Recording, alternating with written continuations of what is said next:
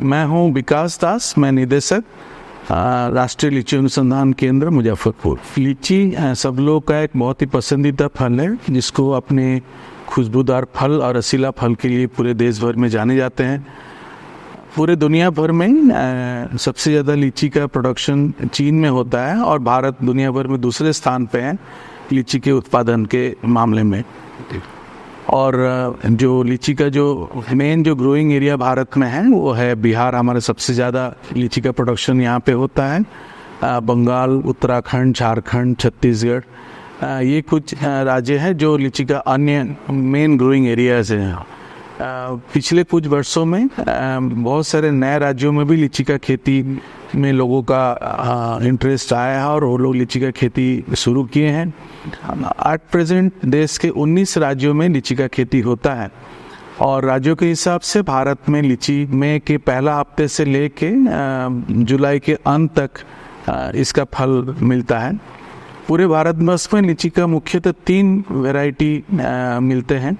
एक शाही किस्म हो गया जो जल्दी पकने वाले वैरायटी होता है और बहुत खुशबूदार वैरायटी होता है, उसमें उपज बहुत अच्छा होता है।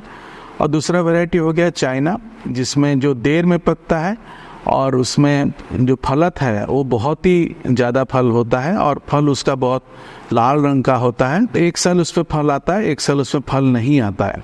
और तीसरा वैरायटी हो गया जिसको लोग बेदाना के नाम से जाते हैं, जो छोटे बीज के लिए जाना जाता है। इस वैरायटी में उपज हालांकि बहुत कम रहता है, लेकिन क्योंकि इसमें गुद्दा बहुत ज़्यादा रहता है, इसका फल लोगों को बहुत पसंद आता है और बहुत महंगा दाम में इसका फल बिकता है। ये तीनों वैरायटी को पूरे देश भर के अलग अलग राज्यों में अलग अलग नाम से बोले जाते हैं। वही शाही वैरायटी कहीं कहीं पे मुजफ्फरपुर के नाम से, कहीं कहीं पे रोशन रेड के नाम से बोला जाता है। सिमिलरली जो चाइना वैरायटी है कहीं कहीं पे बॉम्बे के नाम से बोला जाता है। लेकिन जो मुख्य हमारा जो वैरायटीज़ है ये 3 वर्गों में बांटा गया है। इसके अलावा भारत के जो अलग अलग शोध संस्थाएं हैं या फिर जो हमारे एग्रीकल्चर यूनिवर्सिटी से भी लीची का कुछ किस्में वो निकाले गए हैं। उसमें से एक वैरायटी हो गया स्वर्ण मधु, जो एक बेदाना ग्रुप का या छोटा बीज ग्रुप का एक वैरायटी है। साबोर बेदाना, साबोर मधु, ये 2 वैरायटी। साबोर जो में कृषि विश्वविद्यालय है, बिहार कृषि विश्वविद्यालय, वहाँ से ये वैरायटी का रिलीज़ किया गया है। इसके अलावा भी भारत में बहुत सारे जगह में जो लीची रिसर्च सेंटर्स है वहाँ पे शोध चल रहे हैं लीची के जो अलग अलग किस्मों का विकास करने के लिए।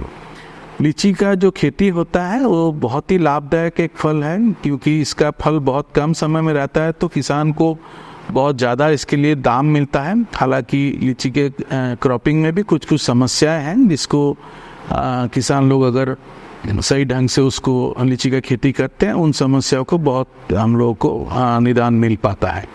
लीची के जो मुख्य समस्या खेती में होता है किसान के लिए वो होता है शाही किस्म, पर्टिकुलरली उसमें फल का जल जाना या फट जाना। ये पर्टिकुलरली हम लोग जहाँ पे कम पानी रहता है या गर्मी ज़्यादा रहता है वहाँ पे इसका प्रॉब्लम ज़्यादा होता है। आजकल जैसे गर्मी बढ़ते जा रहा है, जलवायु परिवर्तन हम लोग को दिखाई दे रहा है, यहाँ पे फल का फटना धीरे धीरे उसका इंसिडेंस बढ़ता हुआ नज़र आ रहा है।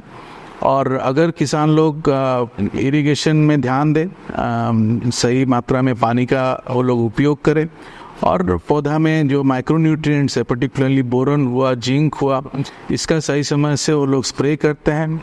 और ये भी देखा गया कि कुछ और जो प्लांट ग्रोथ रेगुलेटर जैसे सैलिसिलिक एसिड हुआ या जो सीवीड एक्सट्रैक्ट का जो लिक्विड फॉर्मुलेशंस आजकल आने लगा है, तो जब हम उसको भी पौधा में जब फल के समय में हम लोग स्प्रे करते हैं तो उसमें फल का जो जलना या फटना को कम होते हुए देखा गया है। ये भी देखा गया है कि जब किसान लोग मिट्टी में सही मात्रा में जो फर्टिलाइज़र वगैरह अप्लाई किए हैं, जो सफिशिएंट गोबर खाद अप्लाई किए हैं, इसके अलावा अगर जिप्सम भी मिट्टी में अप्लाई किए हैं, फॉस्फोजिप्सम बहुत इंपॉर्टेंट एक न्यूट्रिएंट होता है, ये सारे चीज़ जब डालते हैं तो लीची के फल में फटने का जो प्रॉब्लम है वो कम रहता है। लीची का जो दूसरा सबसे इम्पोर्टेंट प्रॉब्लम है, लीची के फल के अंदर जो कीट बीमारी आते हैं, पर्टिकुलरली फलों में एक पिल्लू मिलता है जिसके कारण फल मार्केटिंग उसका अच्छी तरह से नहीं हो पाता है, फल बिकता नहीं है।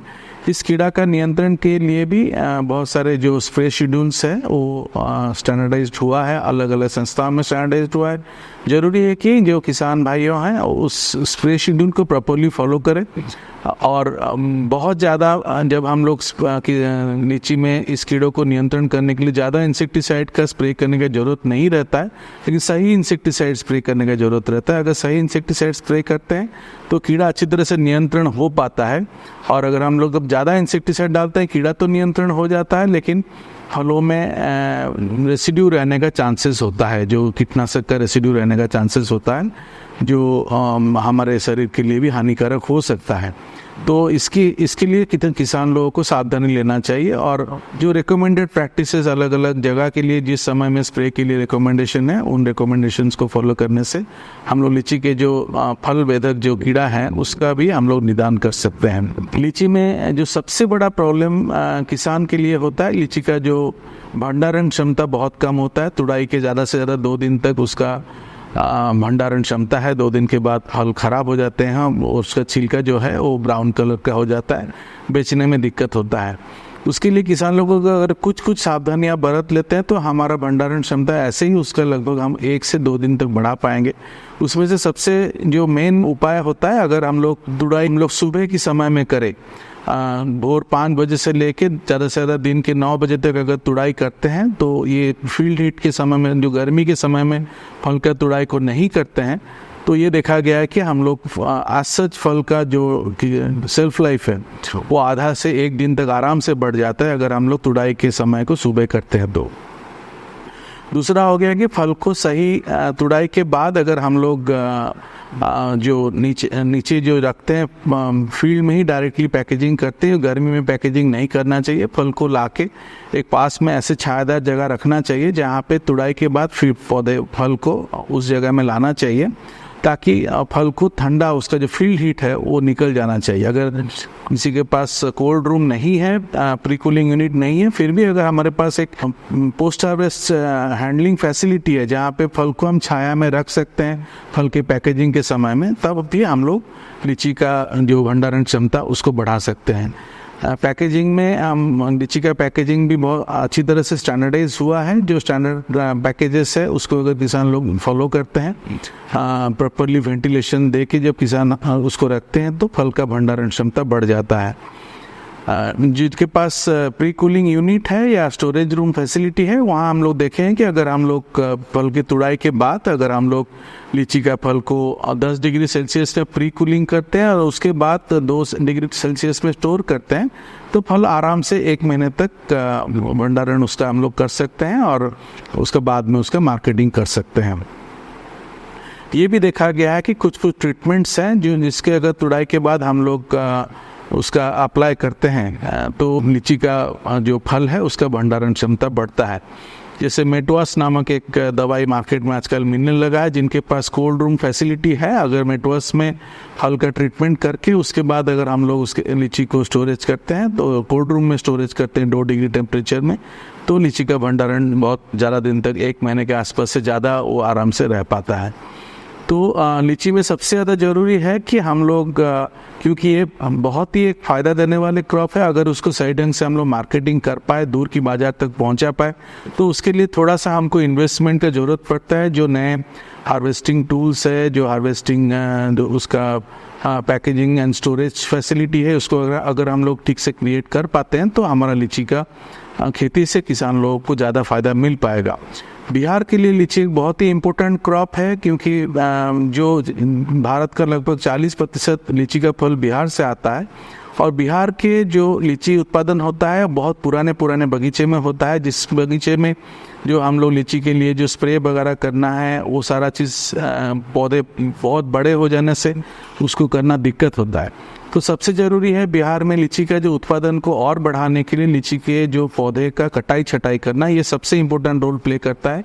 पौधों को धीरे हर साल थोड़ा बहुत कटाई छटाई करना चाहिए। जो पौधे बहुत बड़े हो गए हैं उसका जीर्णोद्धार हम लोग अगर कर पाते हैं, लीची का डाली पौधा को हम लोग जुलाई अगस्त के महीने में अगर हम लोग 1 से 1.5 मीटर की ऊंचाई में काट लेते हैं और बाद में उसमें 3 से 4 कल्ले शूट्स अलाउ करते हैं, तो ये देखा गया है कि 3 से 4 साल में उसमें फलन शुरू हो जाता है और 6 से 7 साल में फिर से उसका पुराने फलने का क्षमता आ जाता है और उसमें फल बहुत अच्छा गुणवत्ता वाला फल होता है।